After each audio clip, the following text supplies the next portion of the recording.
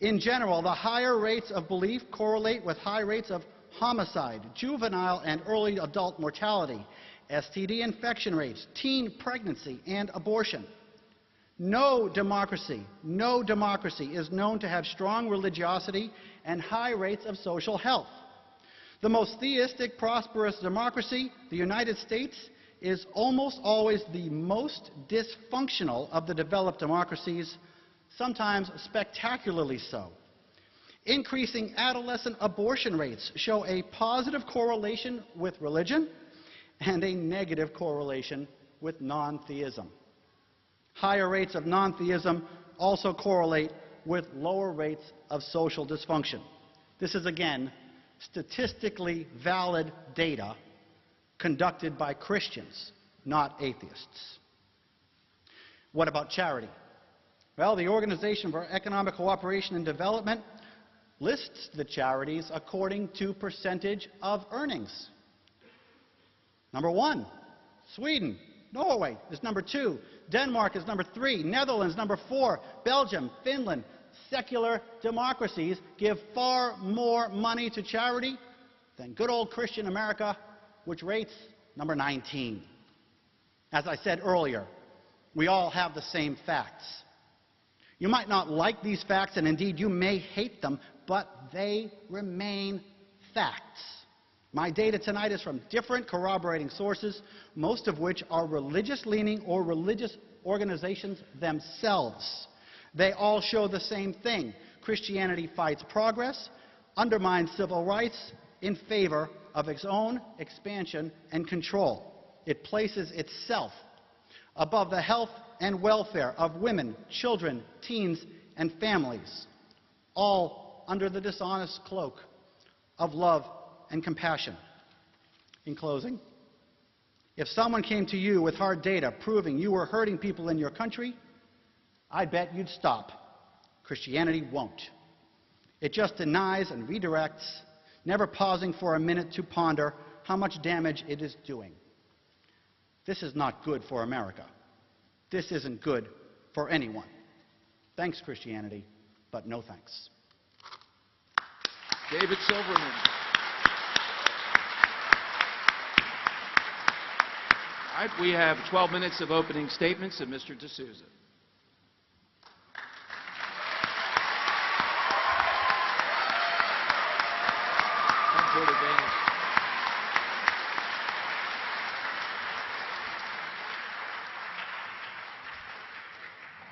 Thank you. Thank you very much.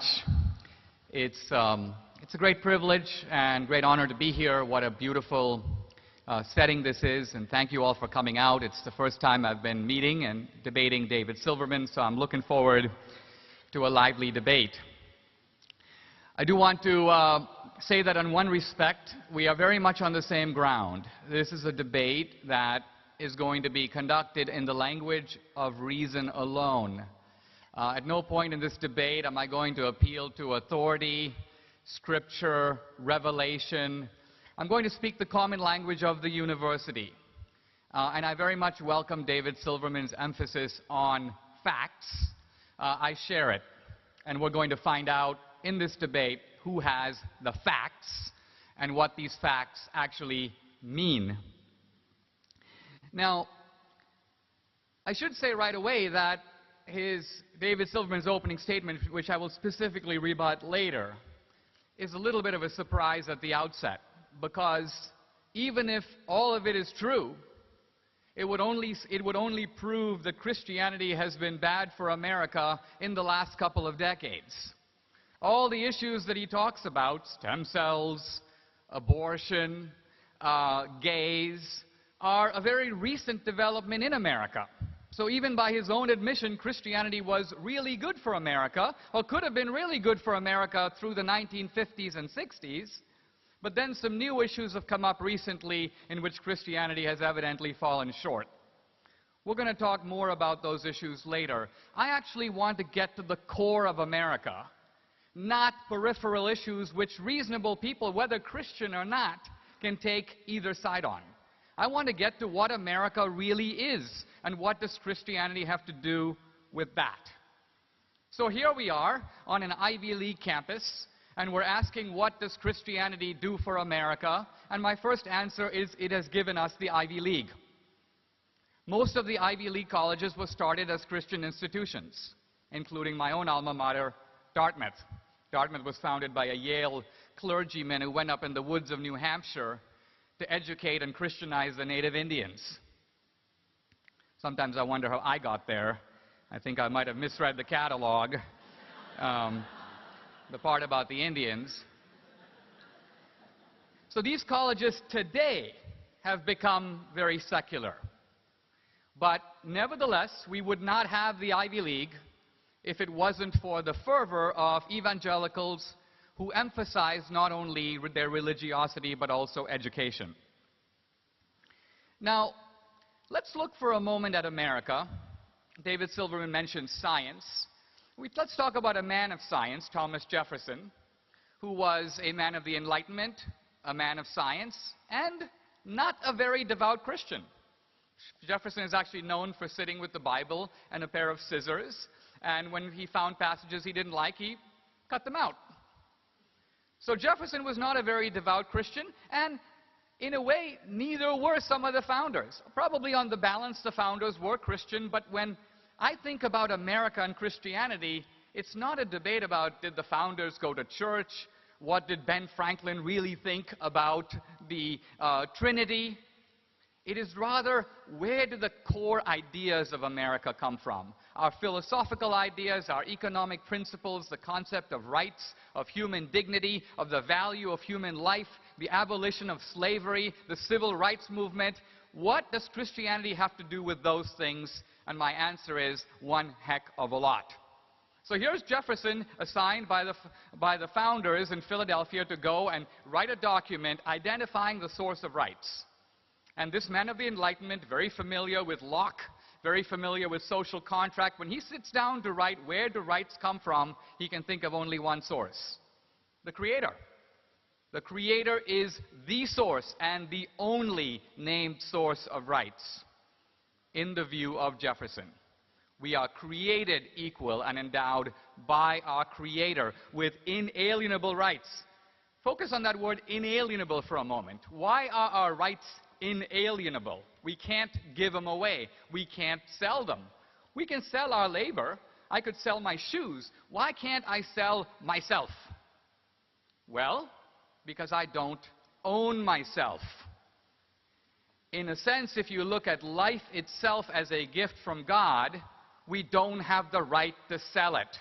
That's why the rights are inalienable. So my point is, there is a theology embedded even in the Declaration of Independence.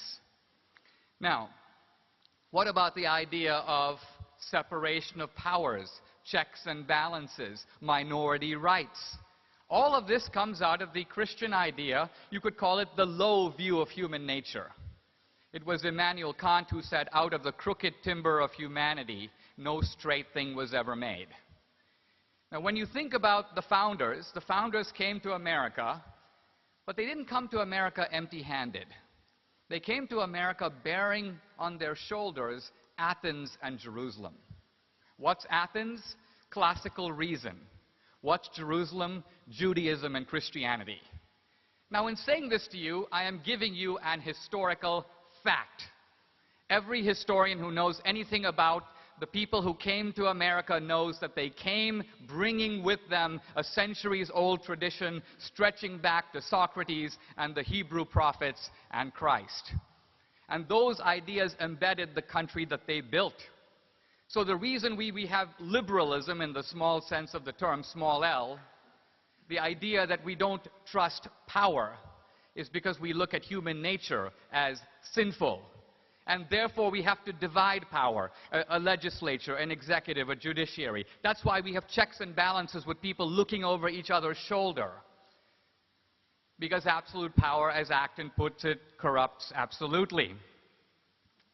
What about slavery? This is probably the greatest moral crusade of American history. And the fact of the matter is that slavery was a universal institution known in every culture. In China, in India, in Africa, American Indians had slaves long before Columbus. Only in one civilization, namely the Western, did slavery become controversial. For many centuries, slavery needed no defenders because it had no critics. It was like the family taken for granted. Only in the West did a group of people, motivated exclusively by Christianity, begin to call slavery into question. The Quakers, the evangelical Christians, they began to say that if we are created equal in the eyes of God, a theological idea, it follows that no man has the right to rule another man without consent, a political corollary derived from that theological idea. And by the way, this notion becomes not only the basis for anti-slavery or abolition, it also becomes the basis for democracy. Why? Because democracy, representative democracy, is based on the proposition that no man, no person, has the right to rule another without consent. So we see here that the great crusades of American democracy, the great expansions of the franchise, the core meaning of what it is to be an American, the system we have, the ideas we cherish, the value of human life. It's not a universal value. The truth of the matter is that human life is very cheap in many parts of the world. Even in ancient Greece and Rome, the Spartans would put the unwanted child on the hillside, happy to find it dead in the morning. Today there are atheists like Peter Singer at Princeton, whom I've debated a few times, who advocate infanticide in the same manner. By the way, this shows us that as our culture moves away from Christianity, practices previously and historically considered barbaric are making a major comeback. But the idea of the preciousness, or what we would now call the sanctity of human life, that came into the West, in some ways into the world, because of Christianity. Civil rights movement. Go read Martin Luther King's letter to the Birmingham jail. Has it escaped your attention that he was the Reverend Martin Luther King? Has it escaped your attention that he quotes Aquinas and natural law, that he appeals, if you will, to eternal principles of right and wrong? In a sense, King is not pretending to be an original. What is he saying? He's saying, I have a promissory note. Well, who gave him a note? Did the Southern segregationists sign a note? No. He's appealing to the Declaration of Independence. He's appealing back to created equal. He's saying that no American practice should trump that core Christian proposition. So where would the civil rights be without Christianity? We don't know, but it might not have been at all. Finally, science. Is Christianity opposed to science? It seems that, first of all, the only issue that David Silverman has here is the issue of evolution and the issue of teaching evolution in the classroom, even if he was right about that. And I have no problems with evolution at all. Even if he's right about that, he's talking about a relatively small group of Christians, probably 5% of the total, who are agitating for changing the biology curriculum. He's not talking about the mainstream of Christianity at all. If you look historically, most of the great scientists in the world for the past 200 years, going back to Galileo, Copernicus, Newton, Boyle, Faraday, Pascal, the list goes on and on, were theists, and most of them specifically Christians. Even today, I would argue, science is making spectacular new discoveries that vindicate and support the idea of a creator. That, if you will, give comfort to those of us who believe in a higher power. So as we look at the picture on the whole, we see an America that has in some ways gained tremendous strength. We're on top of the world. And I think some of our root principles, our free market system, our dynamism, our willingness to experiment, this has brought us up here. But on the other hand, I think it's foolish to say that everything about America is going well right now. In fact, surveys show that most people think that even if our portfolios are up over the last generation, our values are down.